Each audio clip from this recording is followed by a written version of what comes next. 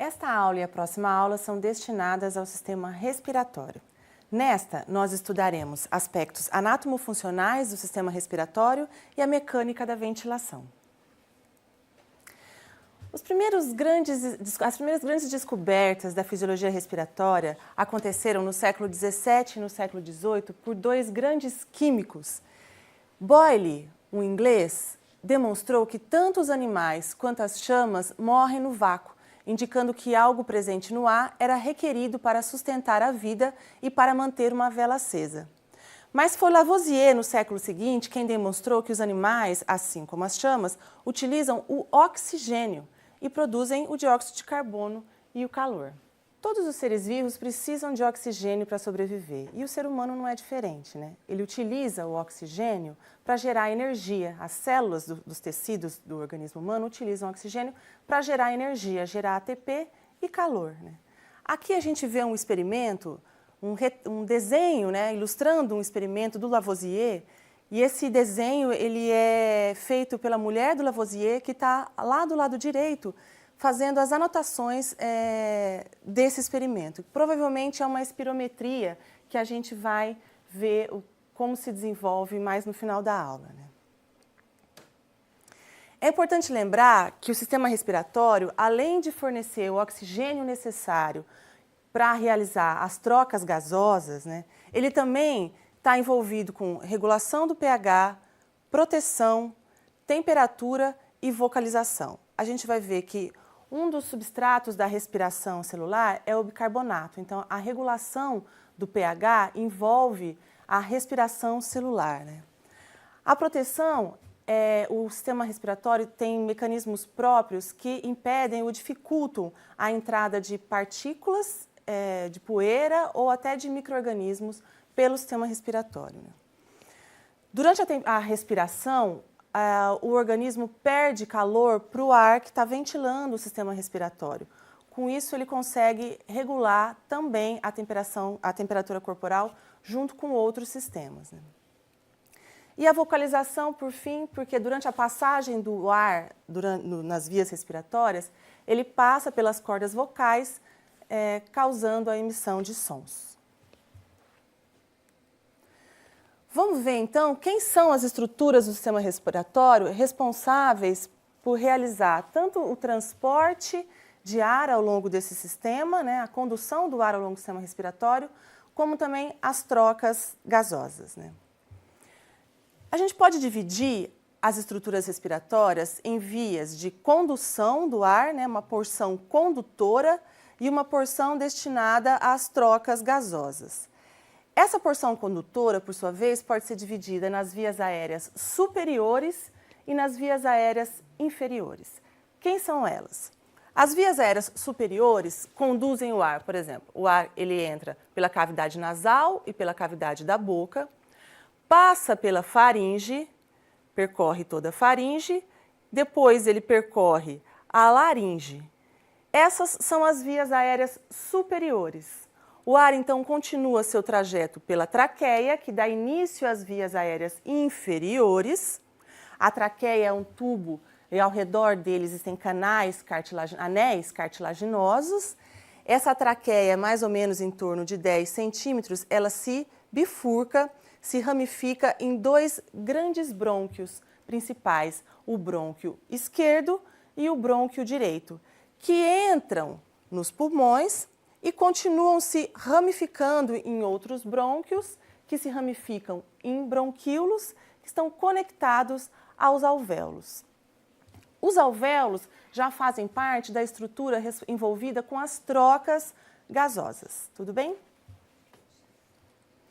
Eu quero ressaltar também nessa imagem a presença de um músculo que a gente vai ver logo em seguida, que é extremamente importante para a mecânica respiratória, que é o diafragma, localizado aqui na base dos pulmões. Nessa vista, nessa imagem, a gente tem uma vista mais próxima dessa ramificação dos brônquios e dos bronquíolos, que formando o que a gente chama de árvore brônquica, pela semelhança das árvores, dos galhos das árvores que vão se ramificando exatamente, né? Então, a gente tem que essa ramificação, essa árvore brônquica é formada, então, por essa ramificação da traqueia nos brônquios principais, né? Brônquios secundários, terciários e depois os bronquíolos que se conectam aos alvéolos. Outra coisa interessante da gente observar nessa figura é que o pulmão ele é revestido por membranas que a gente chama de pleura, por duas membranas. Uma membrana que está em contato com o pulmão, que a gente chama de pleura visceral, e uma membrana que está em contato com a caixa torácica, que a gente chama de pleura parietal. Tudo bem? A localização dos pulmões na torácica pode ser observado nessa radiografia, nessa imagem radiográfica. A gente enxerga o pulmão com essa imagem mais escura, né? Então, nessa imagem aqui, a gente observa que o pulmão ele está no final da expiração. Então, ele está com um tamanho reduzido, né? Depois que ele se enche de ar, no final da inspiração, quando ele está com essa capacidade máxima de ar, ele aumenta de tamanho, que é o que a gente pode ver nessa outra imagem, ocupando uma área maior da caixa torácica, né? Ele tem como limite superior aqui próximo às clavículas e a base dele está sobre o músculo do diafragma.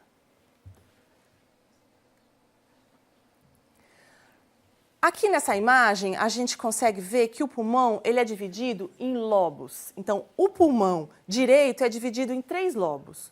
O lobo superior, médio e inferior. Enquanto que o lobo esquerdo é dividido em 2 lobos. O lobo superior e o inferior apenas. Em um corte transversal, com uma vista superior, a gente consegue visualizar a localização de algumas estruturas relacionadas ao pulmão. A gente novamente identifica aqui o pulmão direito e o pulmão esquerdo, as pleuras, né, visceral e parietal, envolvendo esse pulmão. Esse espaço entre as pleuras, nesse espaço, que é um espaço muito pequeno, existe um líquido chamado de líquido pleural que conecta essas duas pleuras e suaviza o movimento entre elas, impedindo o atrito nessa região no momento em que o pulmão se movimenta na insuflação e na retração. Além disso, a gente pode ver aqui o coração, localizado aqui na cavidade pericárdia, junto com os grandes vasos, e atrás, na região posterior, o esôfago, né? E mais ainda posterior, a gente vê aqui uma das vértebras torácicas e as costelas. Tudo bem? Bom, nessa vista medial do pulmão, né, do pulmão direito e do pulmão esquerdo, a gente vê uma região importante denominada hilo. É através dessa região, nessa face medial do pulmão, que as grandes artérias, veias e a inervação e os vasos linfáticos também entram e saem do pulmão.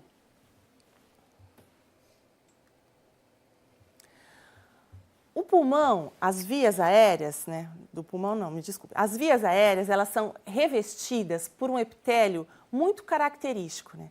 As células desse epitélio, algumas delas são células ciliadas. Outras são células que produzem muco. O que acontece com esse arranjo, né? Esse muco viscoso, ele faz com que pequenas partículas do ar ou até micro-organismos se aderem a esse muco, enquanto que os cílios vão constantemente deslocando esse muco em direção à faringe. E aí você pode ou tossir e expelir, ou eventualmente deglutir esse muco junto com as pequenas partículas provenientes do ar e micro-organismos, né? Esse é um dos mecanismos de proteção que a gente comentou no início da aula. Tudo bem? E aqui a gente tem uma fotomicrografia mostrando essas células novamente. Aqui as células ciliadas, né, os cílios, intercaladas com as células produtoras de muco, né, que são as células calciformes. Nessa imagem, essa fotomicrografia mostra novamente esse epitélio ciliado, para a gente ter uma ideia da riqueza desses cílios, né, da quantidade desses cílios que se movimentam constantemente. e das células calciformes produtoras de muco, que vão, então, aderir, onde as pequenas partículas vão se aderir. Bom, os bronquíolos, como eu já comentei anteriormente, os bronquíolos, eles se conectam aos alvéolos, que têm um formato de pequenos sáculos, né? Pequenos saquinhos, que são a porção, então, responsável pelas trocas gasosas do pulmão, né? Os bronquíolos têm um grande revestimento de musculatura lisa, como a gente pode ver nessa imagem. Esse músculo liso é que permite que o bronquíolo regule a sua luz, né, o seu diâmetro, e, consequentemente, a resistência que ele fornece à passagem do ar, né? Então, quando a gente tem a contração dessa musculatura, a gente tem uma broncoconstrição, ou, quando essa musculatura se encontra relaxada, a gente tem uma broncodilatação. Bom, junto com os bronquíolos, chegam os alvéolos a vascularização dessa estrutura, né? Então, nós temos aqui as artérias, que vão se ramificar nas arteríolas, e as veias, que vão se ramificar nas vênulas para irrigar essa região dos alvéolos pulmonares. Tudo bem? Nessa imagem maior, a gente consegue identificar melhor essas estruturas. Então, aqui um bronquíolo, ao redor dele a musculatura lisa, e a gente vê que o fluxo sanguíneo, ele chega aos alvéolos através das arteríolas pulmonares, né? Proveniente da artéria pulmonar, da ramificação dessa artéria em várias arteríolas. Então, o sangue chega pelas arteríolas pulmonar, um sangue pobre em oxigênio, proveniente do coração. Depois ele se capilariza, o que a gente consegue ver nessa visão aumentada, ele se capilariza, esses capilares se reorganizam então nas arteríolas, nas vênulas pulmonares, e essas vênulas pulmonares então saem do pulmão, vão se organizar nas veias pulmonares que vão levar esse sangue de volta ao coração. É importante observar o quão rica é essa capilarização que envolve esses alvéolos. Isso é essencial para uma troca gasosa adequada. Tudo bem? Há um conjunto de alvéolos, né, a gente chama de saco alveolar, um grupo grande de alvéolos que se conectam, então, ao bronquíolo. Para que essas trocas gasosas ocorram, é necessário a constante renovação do ar presente nos alvéolos pulmonares. Então, é necessário a ventilação pulmonar, ou seja, o fluxo de ar pelas vias aéreas, né? E de forma muito semelhante ao sistema cardiovascular, como a gente já viu nas aulas anteriores, esse fluxo do ar depende necessariamente de um gradiente de pressão entre o ar atmosférico e as vias aéreas pulmonares. Além disso, como a gente já comentou no slide anterior, um outro fator que interfere de maneira inversamente proporcional com o fluxo é a resistência. Essa resistência é fornecida pelos bronquíolos através da broncoconstrição ou então da broncodilatação. Então, os bronquíolos também têm uma resistência variável em função do controle da contração dessa musculatura lisa ao redor dos bronquíolos. Tudo bem? Bom, como é que se dá esse gradiente de pressão? Como o sistema respiratório desenvolve esse gradiente de pressão, que é um gradiente que varia ao longo da ventilação? Isso acontece através da mecânica respiratória, que nada mais é do que a movimentação da caixa torácica e, consequentemente, a movimentação dos pulmões, permitindo que o pulmão se expanda ou se retraia. E esses movimentos, eles são realizados por músculos, os músculos respiratórios. O principal músculo respiratório que permite o movimento da caixa torácica é o diafragma, já sinalizado para vocês nos slides anteriores. O diafragma, que está localizado aqui na base dos pulmões, quando ele está relaxado, ele está nessa posição aqui, ele fica relaxado, ele fica numa posição de abóboda, côncava, né? Quando ele se contrai, ele se retifica. Ele se retificando, ele traciona a caixa torácica e, consequentemente, os pulmões para baixo, aumentando o tamanho, o diâmetro, né, o volume da caixa torácica longitudinalmente.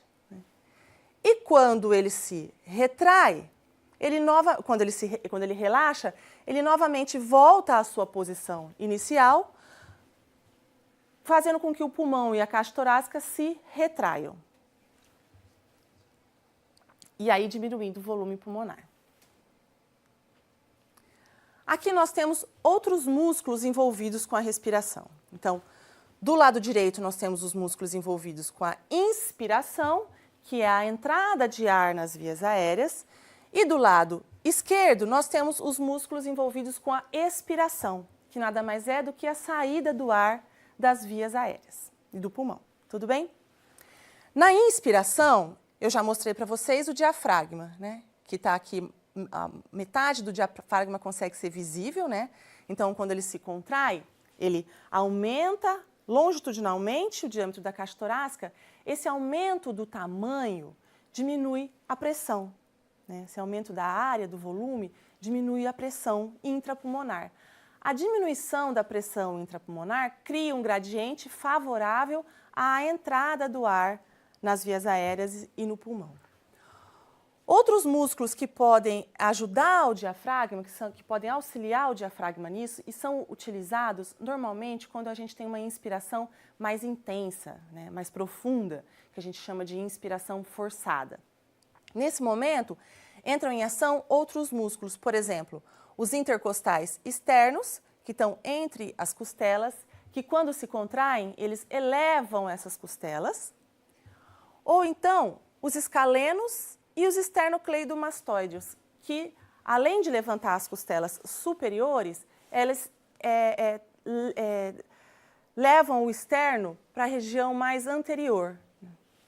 A gente consegue visualizar melhor esses movimentos aqui, que a gente chama esses movimentos de, por exemplo, movimento de alça do balde é o movimento da elevação das costelas. Porque imaginem só, aqui pontilhado é onde a costela estaria sem a ação dos intercostais.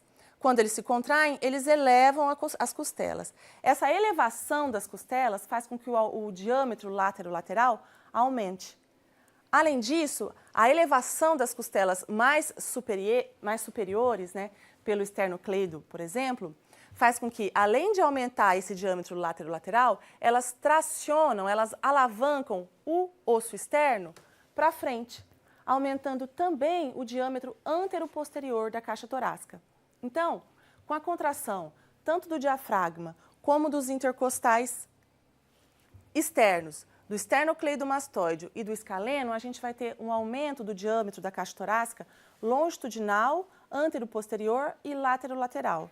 Isso tudo contribui para uma grande queda da pressão intrapulmonar, criando esse gradiente e favorecendo o influxo de ar, a inspiração. Já a expiração se dá em repouso de forma passiva. Basta o relaxamento dessa musculatura inspiratória para que então a caixa torácica e o pulmão se retraiam, aumentando a pressão intrapulmonar e favorecendo agora o efluxo do ar, ou seja, a expiração. Acontece que nós também podemos fazer uma expiração forçada. A gente pode eventualmente, ou quando a gente está soprando, ou durante uma atividade física, que uma ventilação é necessária, outros músculos são necessários para retrair mais ainda a caixa pulmonar e os pulmões, para aumentar mais ainda a pressão intrapulmonar e favorecer um volume maior, um fluxo maior de ar, né, durante a expiração, né? Que músculos são esses? Bom, aí nós temos os intercostais internos que vão abaixar as costelas, ou seja, vão diminuir o diâmetro lateral e retrair o externo. E também os músculos abdominais, porque a musculatura abdominal favorece o diafragma a restabelecer a sua posição inicial, né? Ele comprime o abdômen, empurrando então, algumas vísceras para cima, comprimindo o diafragma, diminuindo novamente esse diâmetro longitudinal. Bom, essa expansão pulmonar e retração pulmonar, em função do movimento da caixa torácica, é possível em função das pleuras. Por quê? A pleura parietal está ligada à caixa torácica. Se a caixa torácica se movimenta, traciona a pleura parietal, que também está conectada com a pleura visceral. A pleura visceral, então, também é tracionada pela parietal e ela traciona o pulmão. Quando o pulmão, então, se retrai, o sentido é inverso, né? O pulmão traciona a pleura visceral, consequentemente a parietal e a caixa torácica. Nesse espaço, como a gente tem forças tracionando a costela e a pleura parietal, né, para expansão, e forças elásticas do pulmão tracionando o pulmão para retração, na pleura, nesse espaço interpleural, o espaço é sempre, a pressão é sempre negativa, em torno de menos 3 milímetros de mercúrio. Então, imaginem só se eu tenho a perfuração dessa pleura, ou por uma faca, ou por uma costela quebrada. O que acontece? O ar do meio ambiente, com a perfuração externa, ele entra nessa pleura, fazendo com que a pressão intrapleural aumente. Isso faz com que o pulmão, a força de retração do pulmão, leve ao seu colabamento, fechamento. É claro que aqui é uma demonstração extrema, esse evento que a gente chama de pneumotórax, não necessariamente, né, e geralmente não acontece de maneira tão intensa assim, ele atinge partes do pulmão, ele pode atingir partes do pulmão. Então, a manutenção da pressão negativa do espaço interpleural é extremamente importante para a mecânica da ventilação. Bom, o trabalho que esses músculos realizam para expandir ou retrair a caixa torácica, a gente chama de trabalho pulmonar. Esse trabalho pulmonar depende de duas características do pulmão, que é a complacência e a elasticidade. A complacência nada mais é do que a capacidade que o pulmão tem de se distender, apenas a capacidade de distender, né? Então, a gente diz que o pulmão é mais complacente quanto mais fácil é a distensão dele, a expansão. Então, quanto mais complacente, menor o trabalho pulmonar, né? A elasticidade, por sua vez, é a capacidade que o pulmão tem de se retrair, de voltar ao seu tamanho inicial, né? Então, o trabalho pulmonar, quanto maior a força, maior a elasticidade pulmonar, maior o trabalho pulmonar também. Mais difícil é de distender esse pulmão.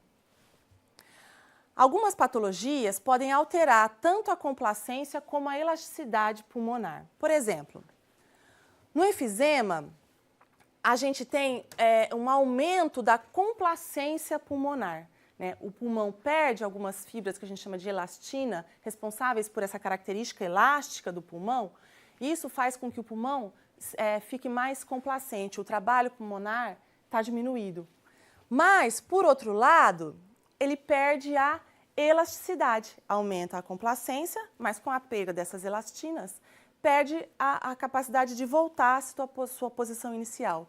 Então, o volume pulmonar se torna maior, a quantidade de ar que permanece nos pulmões se torna maior, a ventilação, o fluxo, fica diminuído, a troca está prejudicada.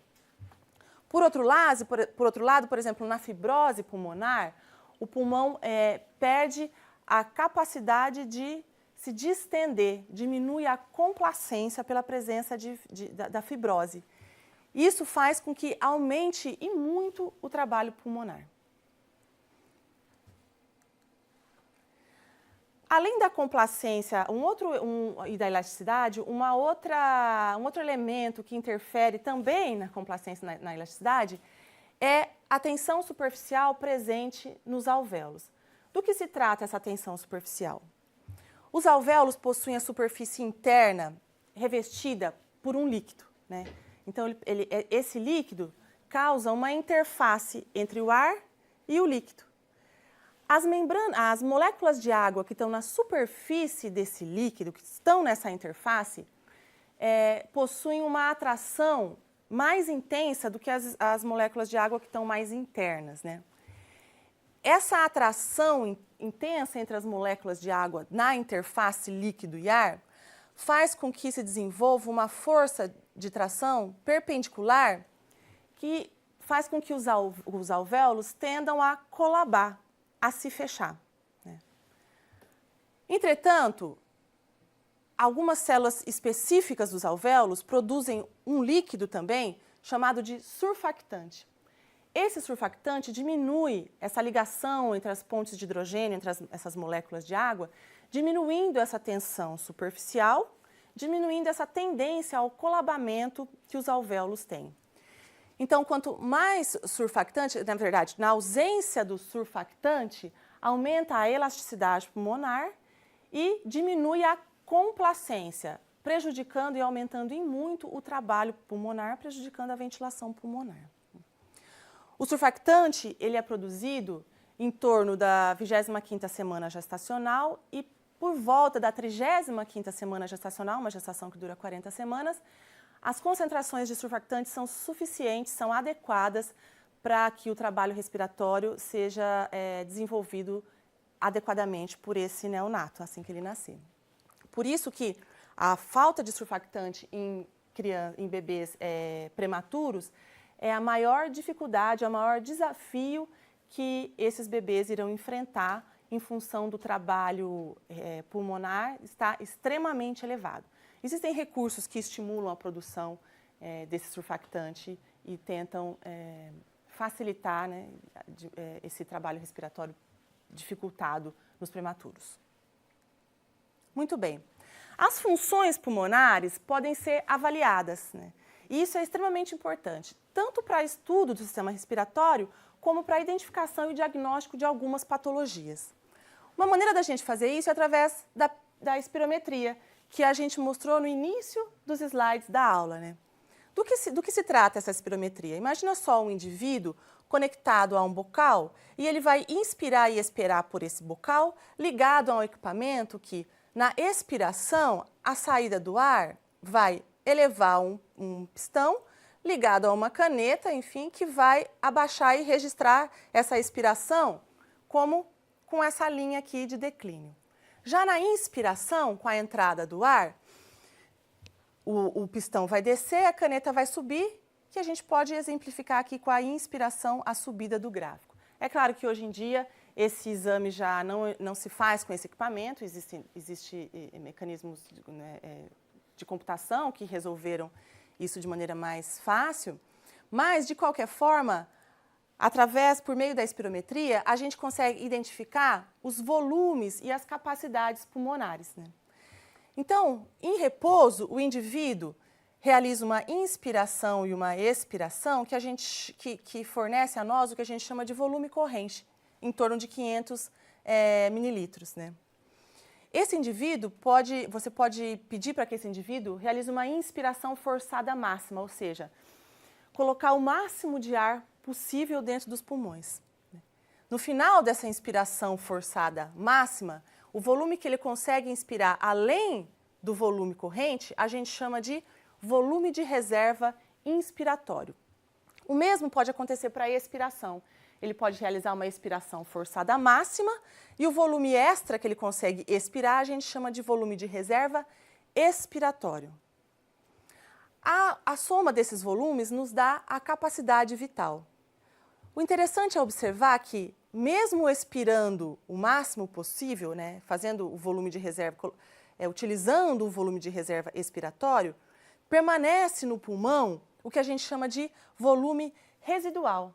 Porque ao final de uma expiração mesmo forçada, o pulmão não se colaba. Existe um volume de ar que permanece constantemente renovado, mas a quantidade, o volume permanece constante no pulmão, né? E a gente chama do volume residual. E a soma de todos esses volumes nos dá a capacidade pulmonar total. A avaliação desses volumes e capacidade fornece bastante informação para a identificação de algumas patologias. Era isso, nos vemos na próxima aula.